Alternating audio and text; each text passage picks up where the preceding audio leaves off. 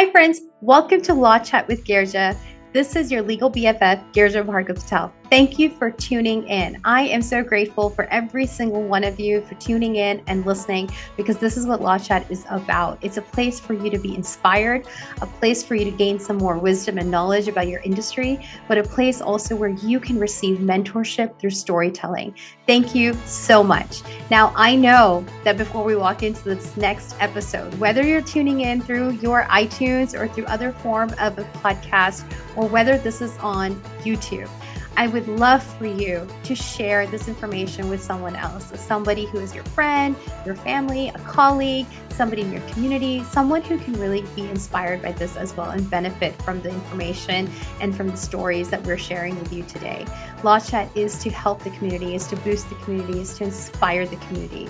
And I want you to help me to do that. So thank you so much for that. Let's get started. Hi, friends. Welcome to Law Chat.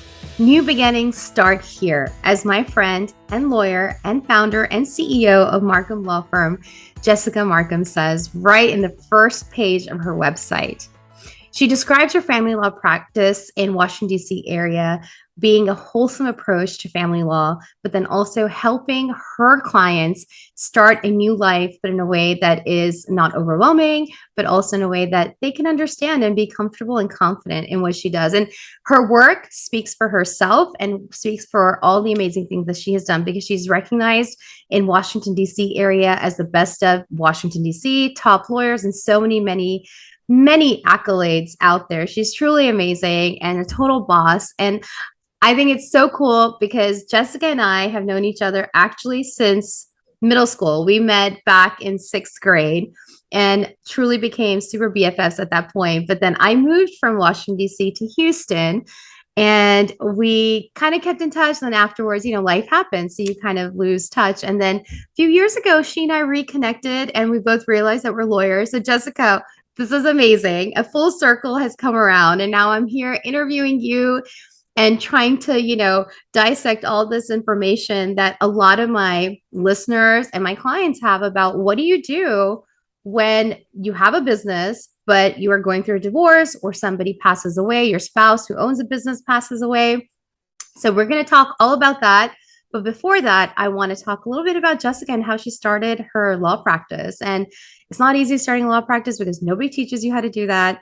So welcome to Law Chat, Jessica. I cannot wait to talk to you today. Thank you. This is so exciting. Yeah, I have to say, a few years ago, I was thinking of you and Googled you, and I was like, oh my gosh, she's a total boss. And it reinforced our belief, which is if you had hung around DC, we would have continued to be BFFs to this day, I'm sure. But thank you so much for having me. I'm super excited to share all my stories. And like you said, I agree with you about the importance of the power of storytelling. And if I have anything to share that can help anybody, that is really special to me. Yeah, I love storytelling, and I think it's such an effective way of communicating life tips and also giving mentorship. And so it's so cool to have you here with us. Some of my fondest memories back in middle school. And middle school is such a impressionable time. And I remember going from, of course, 5th to 6th. And I remember us hanging out in your room or in your mom's bedroom, maybe even, and eating like Doritos and dips. Like, no, wait, it was Dorito sandwiches. We used to take yes. Wonder Bread and put mayo on the Wonder Bread and fill it with nacho, the original flavored Doritos. It was amazing. That year that movie came out also, the ice skating movie, where it was like this romantic comedy. Oh yeah. Cutting Edge. Cutting Edge. Yes. Okay. Down memory lane, and really, really fond memories. But who knew and thought that we would both be in the same legal field and both starting our own practices at some point in time? It's not easy. And nobody teaches you this stuff, even in business school. Now it's different. Entrepreneurship is a thing at school now and universities as well. But when we were in college or when we were in law school, it wasn't a thing. It wasn't even a required class to take. It was just one of those classes that were like on the bottom of the list to choose. Let's start from the beginning, though. How did you get into law? Like, where did you decide this is it? I'm here for this? So, how I got into law is not interesting. So, I will tell you about that and then I'll tell you about how I started the firm. So, I don't really know how I got into law other than I majored in politics and English and I knew I didn't want to teach.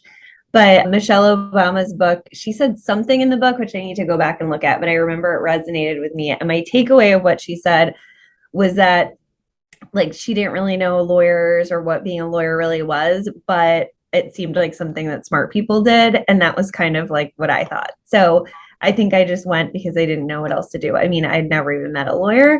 So I went and, you know, well, it sort of brings me to one of my like underlying beliefs, which is most lawyers hate being lawyers. And it's not because of the law, because I think the law is actually pretty cool. There are a lot of like really interesting things about the law and things you could do with the law, and it's never boring and you can use your creativity. So there are a lot of really cool things about being a lawyer, but most people that hate being a lawyer is because they don't like the working conditions of being a lawyer. Yeah. And so I'm really passionate about work-life balance in the law because I think most lawyers are really bad at mastering that. And most law firms are run by people that started a firm or started in the law when there was no such thing as work life balance, and frankly, are run mostly by old men who are in a household, you know, where they raise children and where only one person was working. You know what I mean? So it's like people that are just in the office from sunset to sundown and you know they're going to be there till they're carried out feet first. So like I don't want to be that kind of person. I don't want to be that kind of a boss, and I want to have a meaningful life outside of my work. And so I'm passionate about those things and about having a law firm that is an extension of my values. And so when I started the firm, I was 34. I'd been in practicing for 10 years. 34 is kind of young to start a firm, but I wanted to be my own boss and I felt confident in my skills as an attorney and I wanted to venture into the world of business so that I could have more freedom to hire and run the practice the way I wanted to. Now, I thought that I was going to be basically alone and I didn't really have goals to make a big firm. And my only goal was to have freedom and to do good work and to make as much money as I had been making in working for somebody else. So I would say I definitely exceeded my goals like a million times over. And my dreams were, you know, what's the phrase? I mean, I couldn't have dreamed this big when I started, but I think like for several years, and my accountant told me something crazy the other day, which was our firm has had growth quarter over quarter for 7 straight years. Amazing. Yeah. So I have hired little by little over the years. We're all women currently. We've basically been all women the entire time. We had one guy for a brief 3 week stint, and that was not intentional.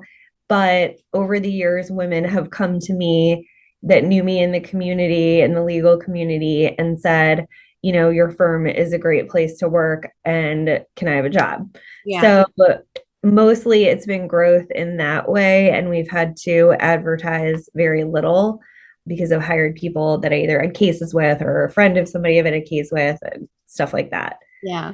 Yeah. That's amazing. And I think we totally align on that entire new concept of what work life balance or integration should look like. And that you can be somebody who has a very high demand job, but at the same time, live a life that is not so excruciating where you have to sacrifice family life or you have to sacrifice rest or self care as well. And Right. even myself, like that's one of the pillars of my business as well. It's, creating a life that I want to be able to provide for my employees or, people in my team, a life that they want to live and not just a life that I believe they should be living. Right. And, clearly it's with your business and with your law firm, it definitely, you all show that in your work. You show that with the recognition that you also have received. And, in general, like even if you read your website and if anybody goes to your website, they can also feel that energy coming out of there. So Thank you. it's Yeah. I really cool mean, to see this happening in the legal world. Yeah, I mean, I think there's definitely a shift happening. I mean, I think, like you said, in law school, they don't teach you how to run a business typically, and they also don't teach you how to be a manager. And so those have been things that I've had to figure out along the way. I know a lot of your previous guests and listeners are small business owners. And the thing that really strikes me from talking to other business owners, mostly women, but not all women, is that no matter what kind of business you're in, it really comes down to the people.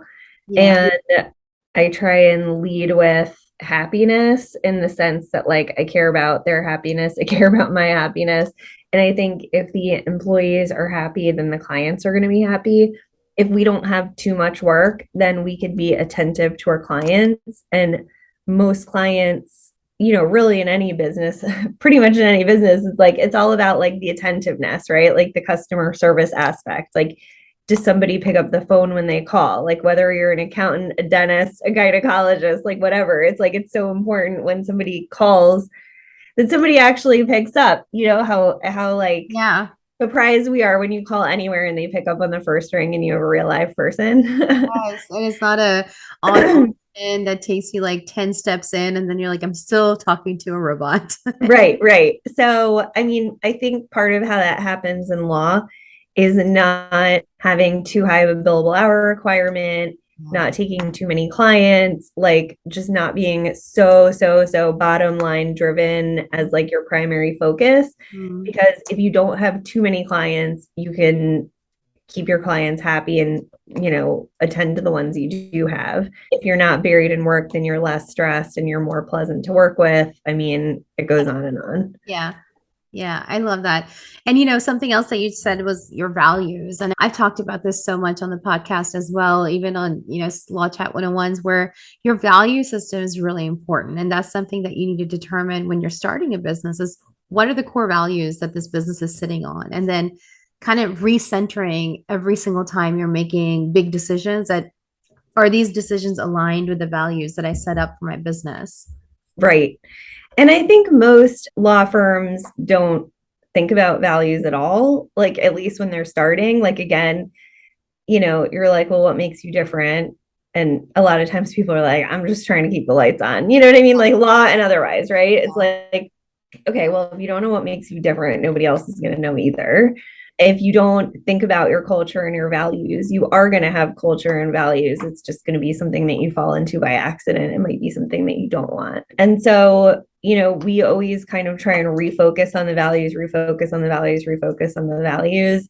And I mean, we put them front and center when we're interviewing, when we have any kind of like team building events and so forth, so we can kind of keep going back to what makes us different and what we want to prioritize. Yeah, I think it's so essential because there are so many attorneys out there, so many. And just like attorneys, there's a lot of other people in everybody's field. And so, truly, what makes you stand out is your value system, your core value systems. And, what differentiates you is also when you have intentionality behind what you're doing. And then you can easily say, this is what I do. This is what all my competitors do, but this is how I do it differently. And I completely agree with you. I hate to interrupt this awesome conversation, but I have to stop and talk with you about the number one thing I'm asked about by entrepreneurs: contracts. They're vital to any business relationship and to protect your business. But I also know that entrepreneurs, especially when you're starting up, money is tight. But I would never want you to compromise on a strong legal foundation. So enter yourcontractbuddy.com, a website created by me with contract templates created and drafted by me and fellow industry partners. They're ready to use and easy to plug in immediately. And they are not restricted to any specific state. So yourcontractbuddy.com is sponsoring this episode, and you and your listener can get 10% off right now with code LAWCHAT. Yes, you heard me right. 10% off right now with code LAWCHAT. And now, back to our awesome conversation. When you were starting your practice, what were some challenges when you were starting your business that you faced at that time, and how did you overcome them? Other than not knowing anything about business. Which is so true for so many people. It's not Right. like everyone goes to business school and then starts a business. Even in business, Right. they don't teach you how to start a business. Right. I know. That's why I want to say that again and again, because it's like everybody feels like that. It's like I've heard when you start a business, it's like jumping out of an airplane and building the parachute on your way down. That's entrepreneurship, man. You're like Yeah. figuring it out as you do it. So challenges, I mean, look, like what wasn't a challenge? I feel like I completely reinvented the wheel on everything. I mean, I didn't know how to do anything. And so I basically went into it feeling like most law firms are run like total crap. And so I wanted to do things in a way that I thought made sense. And just because other people do it XYZ way didn't mean that's the way I was going to do it. Mhm. And so, I mean, in the beginning, when you're smaller, it's like, I think the biggest challenge is wearing a million hats. And then as any business grows, the challenge is like you're giving away hats, right? Like you're giving away hats to, you're no longer doing HR, you have an HR person, you're no longer doing the money, you got a money person, you're no longer answering the phone, you're no longer doing whatever, right? So, I mean, I think challenges have been different at different stages. I mean, in the beginning, the first week we were setting up the office and we had contractors going in and out and they were redoing the bathroom. And like for 2 days, we didn't have a bathroom and there was like a toilet in the waiting room. And my husband said something really wise. He was like, this is the most exciting time and this is the most memorable time. And you're going to look back on this time later and like yearn for this time in a way. And I think that's true. I think starting is like a really special time because it's filled with so much excitement and possibilities. So when I think about the beginning, that's normally what I think of as how exciting it was. And I think there's a lot of space in the beginning to be really creative about everything from like your logo, your branding, I mean, there's creativity around everything. It's like building out the physical space, like how do you want it to look? Like, I mean, absolutely everything. And I think that the creativity around like starting a business is one of like the most interesting parts of it. But I would say the challenges in the beginning were just like a straight up fear. Like, you're just like, am I going to have money? And I really respect those business owners. I mean, I had my husband with stable income and benefits. And so I was like, if I made zero, it was going to be bad. Like, we certainly weren't going to be comfortable, but like, were we going to be without a place to live? No. Like, we were still going to have a place to live and health insurance. Yeah. So I really respect the people that totally do it on their own with no like stable income to back them up at all. But I would say in the beginning, the challenge was like the newness of everything and just like learning a million different things all at once. Like, the QuickBooks, the billing system, like managing a client trust account, like learning just everything all at one time. And then when I look back on the trajectory of the business, it's almost like I can see like the hills to climb and then it would plateau in terms of like, okay, well, when I looked around and I had 2 associates and my systems had sort of stabilized, I was like, oh, this is like pretty easy. This is like gotten to a comfortable place. But with many entrepreneurs, I'm just like, many others where you're not satisfied with X level and you choose to like climb the next hill. Yeah. And so at many different points, the challenges have been different, like managing, coaching, like continuing to grow your staff. Like right now, I think the big challenge for most people is like the labor market is really tight and inflation is crazy. And so like you really have to pay really well and offer competitive benefits to like attract top talent and retain top talent. But, over 7 years, it's like there was COVID and everything crashed and got crazy. And, it's just every year is like a different challenge, I would say. Yeah. Yeah. And I think that really describes entrepreneurship because truly, just like how you said, you have a challenge, you climb that mountain, you conquer the mountain, and then you're hanging out for a little bit. And they're like, okay, let's go to my next mountain. Whether you know it or not, it's going to happen, And I like that you highlighted that in the beginning, the stages are fun, they're exciting. You look back and it's a little fearful, nervousness is happening too, but all that creativity is there, all the excitement of starting something new is there. And it doesn't end there because every time there's a new season in our business, that is again a new thing that's happening. Newness is coming that allows for creativity, that allows for excitement. But sometimes we're just so bogged down with the stress that we don't separate ourselves and just have a higher, like, like a zoomed out view of everything. So I'm really glad that you highlighted that. And your husband is surely very wise to even say something, say that, because truly, there's a saying that you're living the good old days right now. So enjoy them, because in 10 years, we're going to look back and say, oh my gosh, like how we were just reminiscing, right? Yeah. Our Dorito sandwiches. And those are the good old days. But today's a good old day too. And as we move forward in our lives.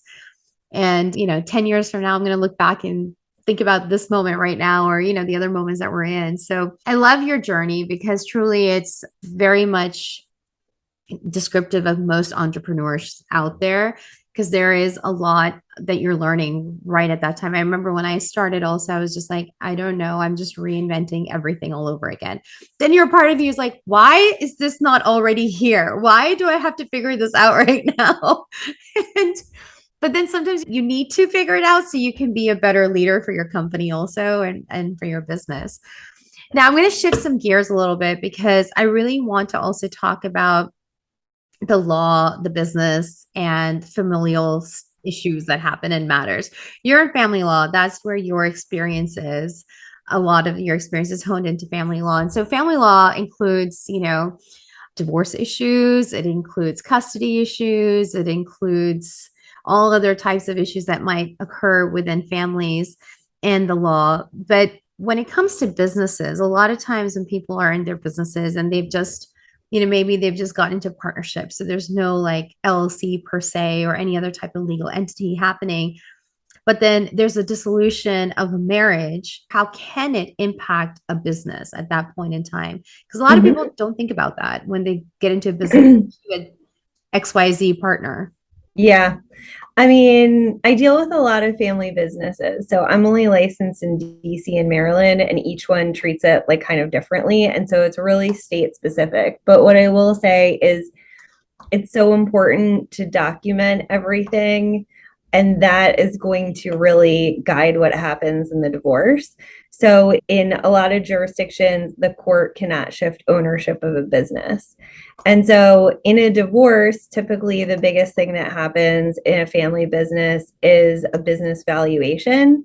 And so in different jurisdictions, you use different standards of value. So in some, it's fair market value, and some it's fair value, and some the valuation date could be date of separation or it could be date of divorce. So values can shift wildly. And so most of the businesses that I see, I think, like, if you took an average among, what exists out there, it's like I'm dealing with businesses of revenue of like, less than 10 million a year, most of them less than 5 million a year. And so most of those businesses are fairly straightforward. So they're typically like service businesses. For the most part, it's not product based, what I see. And I'm in the DC areas, there's like a lot of consulting, that type of personal services, IT consulting, federal consulting, like whatever, those kinds of things. And so the value of the business depends on, I guess, how can I put it?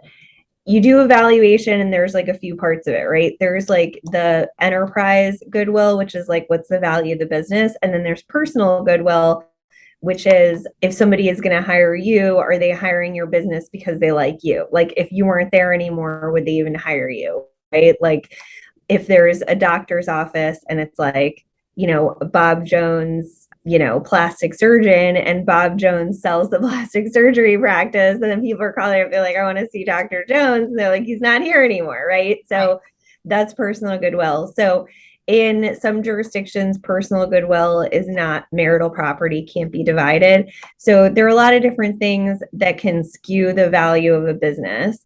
But in most jurisdictions, you just have to keep coming back to the formation documents to see like, okay, well, what happens in the event of, somebody wants to sell, there's a dissolution, there's a divorce. So if you have good documents in place ahead of time, that can really help resolve what's going to happen in the divorce. And like, frankly, most businesses that I see, and probably similar to what you see, I would say the large majority of what I see is the business makes enough money to pay the business owners. And there's not a lot of like other residual profit there. So the marketability of some of these businesses is a question, because it's like, okay, if you have an ice cream truck, right? Or you have a few ice cream trucks and you pay yourself $75,000 a year and that's it. There's no other profit there. It's like, how much would somebody pay for that business? Question mark. And so, I find the business valuation cases to be some of the most interesting, but they're also some of the most highly contested and litigated cases. And so whenever you're going to have a family business, it is really important to document like, okay, well, who's the owner? You know what I mean? Because sometimes it's really like not even clear, like who's the owner? Like, are you both working there? So certainly like I see lots of cases where one business owner is on the documents and the other one, the spouse isn't, and maybe they're working there making decisions, the employees report to them, but they're not actually on the documents. And then the one owner spouse just changes the bank account. You know what I mean? Like all of a sudden they can't even get in, or they change the locks or whatever. And that can get really messy. Or say they have a professional services practice, one wants to sell, the other one wants to buy the other one out, they can't agree. It can be really difficult. So, in those cases, obviously documenting everything is important, and prenups can be really important too. Oh, wow. I didn't even think about the prenups, but just to kind of hone into some of the things that you said. So documenting, meaning having those contracts, having the operating or the company agreement out there, and especially if both spouses own the company or the business that you've created, you absolutely need to have something, because yes, you love them at the time you're starting, but some things happen, life happens, and maybe in 5-7 years your situation might be different, but that company agreement is what will stand true and tall when you have to figure out how to dissolve the business or how to allow one person to exit while the one person stays back. And it kind of gives guidance on how to do that, especially during times that are conflicting, such as a divorce, or someone was to pass away or something like that. And when Jessica's talking about jurisdictions, it's just really about essentially the state you're in. A lot of times the contracts are governed by certain states, meaning that state's laws is what allows you to interpret the contract. So I have to use, say you're in Texas, I have to use Texas law if the governing state is Texas to interpret that particular contract and the way it's. So, the business organization code of Texas would apply at that point. Or if you're in DC or Maryland or Virginia, then the business organization code of that state might apply if contract is under that jurisdiction.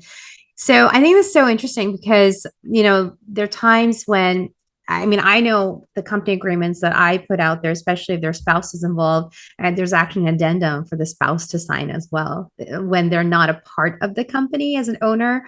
But it's just, basically saying that we're not going to like try to take away people's money and all that stuff. Essentially, you're just kind of waiving some of your rights and those addendums. But it's there because you want to give comfort to the other partners that you're not going to chase after something that doesn't truly necessarily belong to you unless you've put in something for it to belong to you. Now, there's also like community property, right? And then there's also, please refresh my memory. I'm not equitable distribution. I'm like, I don't know all these words. So that also can be something that can make or break some of the decisions or the outcomes of certain cases, right? Yeah. So if one spouse owns a business and it gets valued and say it's, $2 million, then a court can order the payment of a monetary award to the other spouse. And they could say, okay, you owe the other spouse $1 million.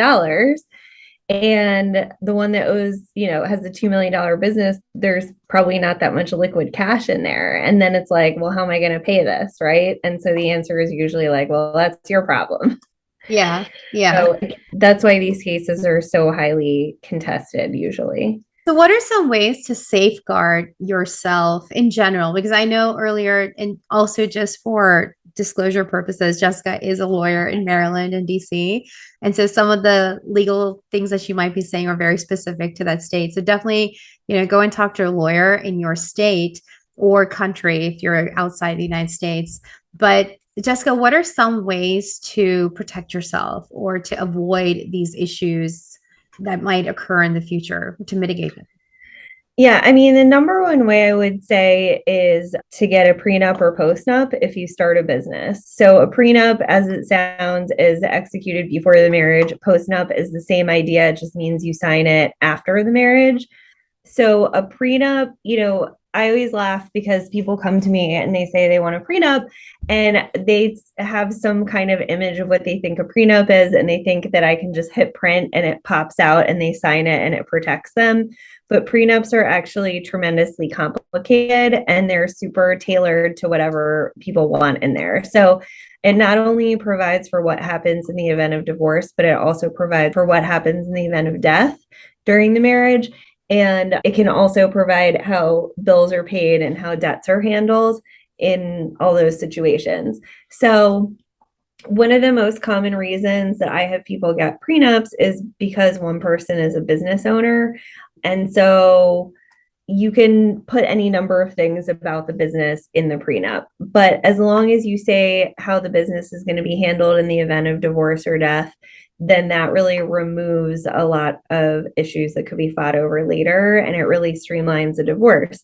So, for example, somebody might say, okay, well, I own this widget factory and I want my widget factory to be completely non-marital or premarital, however, the jurisdiction refers to it. It basically just means that it isn't subject to any kind of division or distribution in the event of divorce.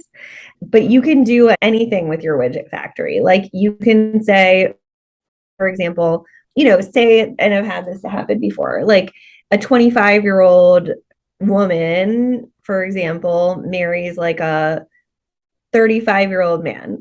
Here's like a common scenario I see. And the 35-year-old is way more established in their career. 35-year-old has a widget factory. 35-year-old is like, I've put, 12 years into building my widget factory and I don't want to have to divide it equally in the event of the divorce. But the 25-year-old is like, well, I'm planning to marry you, potentially work at your widget factory and have children and potentially stay home with the children. So I don't want to not get any of the widget factory in the event of the divorce.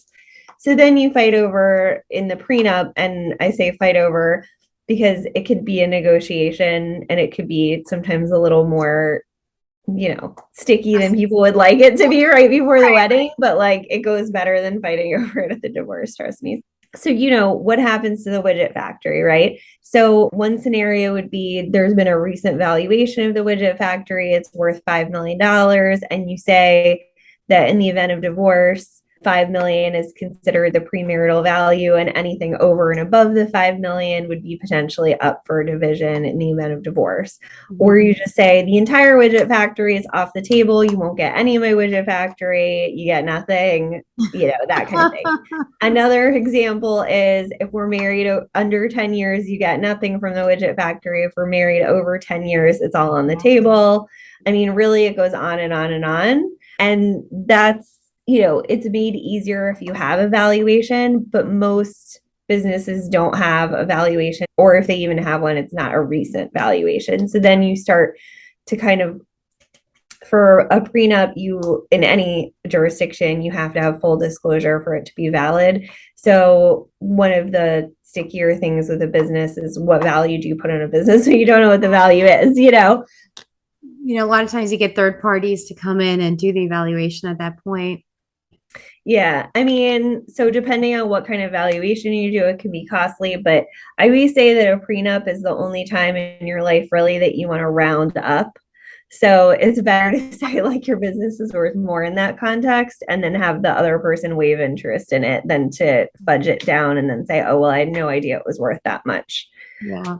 So in any event, prenup or postnup, I think, is definitely the way to go. And then you have a lot of options with what you want to do at that point. Wow. So there is a huge stigma around prenups and postnups. How do you circumvent that? How do you have those conversations?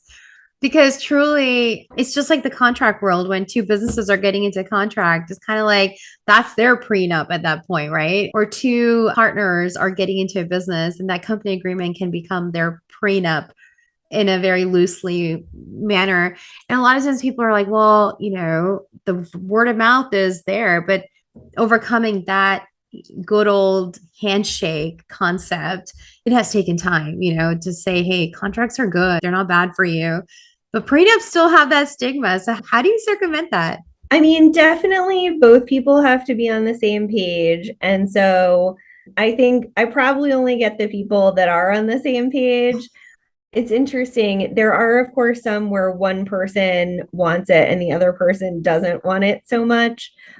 I tend to see a lot of, well, my parents really want me to get this, or they want to protect my inheritance, or a Yeah. lot of times it's a family business that's been inherited. And I have yet to see any weddings that have been called off because of the prenup negotiation. Although there have been a couple that were a little tense where I was like, can you please sign this like more than an hour before your rehearsal dinner? Because this is No like getting, way. yeah, it's like, they're like arguing until the last minute. I was like, Oh gosh, that okay. widget factory. I'm like, what widgets are you making? I want So, yeah, I mean, how do you get over this stigma? I think it's a lot of that. And like, we put a lot of like nice language in it that's like, we want the marriage to be successful and this is to avoid any future dispute. And you can do it, like I said. I mean, you can even say there are really so many options. I mean, you can just say, you're just waiving the business and like you don't even address any other issues in your prenup. You can only address inheritances and not address anything else in the prenup. You can say the entire prenup expires in the event they're married more than a couple years. So there's so many options to try and make the other person comfortable. I've even seen things like, especially, I mean, a lot of the prenups I do, one person has a lot of either personal wealth or family wealth and the other person does not. And so I recommend in those cases that the financially dominant spouse pay for the other person to get a lawyer, to get advice, and have somebody advocate for them. But one of the things that I've seen a lot is, for example, saying, if we divorce, you will get, X thousands of dollars a year for X number of years moving forward. And so they're kind of like giving something that they don't even have to give Hmm. to make the financially dependent spouse more comfortable. Hmm. Okay. I mean, I'm sure I absolutely do not deal with prenups. So I'm sure that just a quick question is like when you had to first talk about a prenup with parties, how was that conversation? It's interesting. I actually don't even let my young associates do prenups because they're so complicated. So I didn't even start doing prenups until I've been practicing like 8 or 9 years. Wow. And at that point, I got somebody who called that was like, I want a prenup. I talked to my spouse. They also want a prenup. Can you draw this up for us? So most of the time, it's not a difficult conversation. Right, because both parties are there, they've already talked about it a lot of times. Right. Like I will say that the difficult conversations are more like if I feel like the other spouse is trying to take advantage of my client, then I hate kind of having to say, like, this person really is not looking out for your best interest and being ridiculously selfish. Mhm. And I wouldn't sign this if I were you. But I've had that conversation many times where I've absolutely said, like, I would not sign this if I were you. And oftentimes people do, but my job is to give them my advice and tell them what I think they should and shouldn't do. And I'll say, this is what happens if you don't have a prenup. This is what happens if you do have the prenup. And I might say, like, I wouldn't do it, but if people decide to sign it, then they decide to sign it. Right, right. That's their choice. Wow. I mean, it's like it's exciting. And it sounds really exciting, but I'm sure it may not be as exciting in real life. It's pretty, what's the most frustrating thing? And I feel like anybody that drafts contracts can probably feel this pain is that people think that it's going to be so easy. And when it's a lot of work and attorney's fees, they get frustrated. Yeah, yeah, truly, because it's truly not. It's not necessarily going to Google and downloading something and then, kind of DIYing it always yourself. I mean, you can do that. There's no shame in that game if you need to, but still, there's Yeah. like, it may not be a wholesome approach to what you need to get done at the end of the day, though. Well, that's so cool. Anyways, like just going back to the fact that there's a lot of times where I have a lot of business owners just wondering how to handle those situations. And so you're saying getting a prenup or postnup. So postnups, can you do them at any point in time before you start a business? Yeah, you can do them at any point. I mean, some people do postnups even when they feel that the divorce is probably coming. Like some people do a postnup at any point during their marriage. Some people do one when they think the marriage might be ending because they maybe might want to give it another go.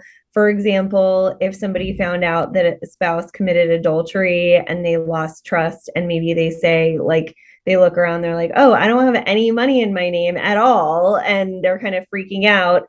I've had a postnup where we said, okay, well, you're going to do counseling, you're going to try, you're going to do this and that. But for now, you're going to give the person X dollars to put in their own name. And then in the event it doesn't work out, this is what's going to happen. Yeah. Gosh, it all boils down to money at the end of the day, because truly that's what pays the bills and that's what puts the roof on your head and, puts the food on the table at the end of the day, too. Yeah, I mean, once you get to the point where you know that you're getting a divorce, the financial piece is like any other business transaction, I would say. The custody piece is Yeah. a lot more difficult.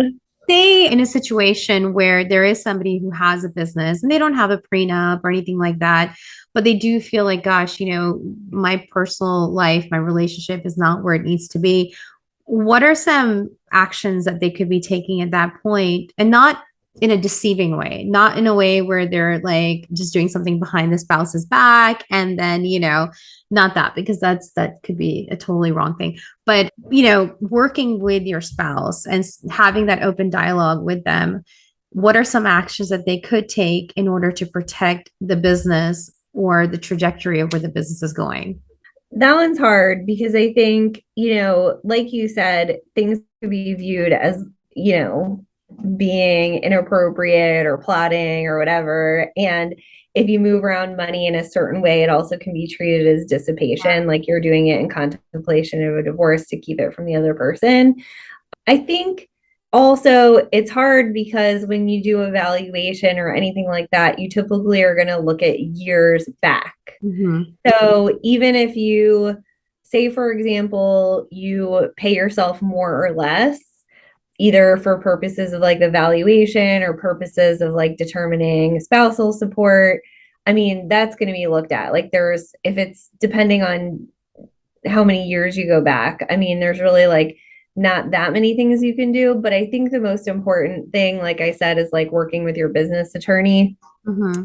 to make sure that ownership is really clear and who has, what obligations. So, for example, like some spouses don't even know that they've signed personal guarantees for corporate debt because spouses just kind of like slide something under their nose, and then they've like co-signed on an SBA loan, they've like, co-signed a personal guarantee, like putting a lien against their house. I mean, those things can be really difficult.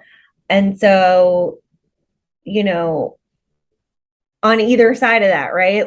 Yeah. Like say you are the business owner and you can't put everything in your name because you can't afford, or the bank won't let you like release the other spouse from the personal guarantee, like that's a problem. Or if you are the spouse that is signed and you're the guarantor and the bank, won't let you off, right? So that's a problem as well. But just being like really mindful on like who has privileges on the bank accounts, so people can't clean out accounts unexpectedly. I mean, I've definitely seen a lot of cases where people either have like trust set up for liability protection for their businesses, or like their house is owned by a trust and they didn't even know their house is owned by a trust, or there's an LLC and they're like, oh, I didn't even know about that LLC. Like, how much do I own the LLC? You know what I mean? Like, Yeah. so I see all kinds of things, but I think the big thing is like document it, and whichever spouse you are, the one that's more involved in the business or less, or the owner or the non-owner, it's like knowing what is all out there, Yeah. just you Yeah. don't want to be surprised. Exactly. And I think having that open dialogue at the end of the day is helpful. It might seem clever to maybe not disclose everything. And, maybe you've been given advice not to disclose everything. But ultimately, when you are standing there to figure out the separation and then all of those things, that can come across as being deceitful or, trying to go behind someone's back and completely just empty out everything, all the assets and all that good stuff. But I love all the advice that you've given and all of the tips that you have given as well. So thank you so much, Jessica, for taking your time out with us. Now, if people want to follow you or connect with you, how do they do that? Let's see, our Instagram is Markham Legal. Our website is markhamlegal.com. Probably Instagram, LinkedIn, Facebook, all Markham Legal. So give us a follow. And yeah, it's been a pleasure. I'm happy to help business owners any which way I can. Yeah, I love that. And so we're going to have everything on the show notes as well. Before you go, though, I always like to ask all my guests two things. Number one is, what is your anchor when things are just super chaotic? What holds you steady? Oh my gosh, that is a great question. Who said I'm holding steady? Oh my God, you're the first one to answer like that, also. I mean, it's interesting. I think like reconnecting to your why, it's like, why did I get into this? What's important to me? I think one of the things that's important to me is making an impact on the community with my clients and the legal community. And so when I feel depleted, I find that the best thing to recharge is to help someone else. Yeah. Gosh, that makes my heart so happy because that's so true. It's when I kind of completely resonate with that. When I feel depleted or when I feel like just, I don't know, just don't have any solutions to whatever I'm doing. I just want to go, I think helping others or help finding or being a solution to somebody else kind of serves me in such a way where it's inspiring and kind of opens up doors for me also that I didn't know were opening up. 100%. That's so cool. So, what is a book that you're listening or reading or a Netflix show that you're watching? I'm reading I'll just tell you, out of all those things, the last thing I did was I'm reading this book called The Self-Driven Child: The Science and Sense of Giving Your Kids More Control Over Their Lives. And it's written by a local psychologist. I don't know, PhD. I always forget the difference between psychologist and psychiatrist. And it's really interesting. And it not just talks about children, but it talks about anxiety, and it talks about how most anxiety is caused by a feeling of a lack of control, and how important it is that parents get a control over their own anxiety so they don't project it onto their children, and that children pick up on like everything, not just what we say, but our moods and our facial expressions and so forth. And so there's a lot of really, really good things in there, but was very interesting to me. I mean, everything in that book comes back to a sense of control. And so I've been thinking about that recently. And I think that is a very interesting concept for business owners to think about, because as you grow your business, sometimes you can feel like, okay, there's a million plates spinning in the air and a million people and people doing things. And like the bigger you grow, the more you give away the hats. And as you give away hats, you don't have control over the hats anymore. And so it's a very interesting concept to me right now. Gosh, so true. So true. It's a cool book. I'm going to put the link into that book as well so that you all can kind of see it if you want to read into it and see what it's all about. I completely believe that kids also, they absorb the energy that the parents have, especially the younger they are. That's what they're feeling. And when you're sad, they feel the sadness, or when you're happy or stressed, they feel all of that. So true. Yeah. I'm trying to project goodness as much as I can and not anxiety everywhere I go. We'll see how I do on that. Well, thank you so much, Jessica, for being with us today and sharing all the wealth of knowledge that you brought to the show and to our listeners. I really appreciate you. Thank you so much for having me. It's been a pleasure. Thank you so much for tuning in to this week's episode of Law Chat. I hope this was super beneficial to you. I really enjoyed sharing this information with you today. And I have to ask you for a favor. Like I did in the beginning, I'm going to ask you again, please share this with your community, whether it's a friend, family, or another colleague, or someone else on your Facebook or Instagram or other social media spot. Share this, subscribe, and stay tuned for other episodes coming in so you are always up to date. But then also take another moment and share this episode with your community, because when you share it with everybody else, not only are they benefiting, but also the information that I'm sharing is reaching out to more people, because at the end of the day, we want to rise together with our community, and I can only do that with your help. Now, I am so grateful for you. I'm so grateful that you tuned in, and I want to hear from you as well. So shoot me a DM on Instagram at GVP Law or at Law Chat with Girija. I would love to hear from you. I would love to also hear what other episodes that you would like to hear about, topics that you want to hear about, and also just connect with you. And thank you so much for tuning in. Until next time, cheers.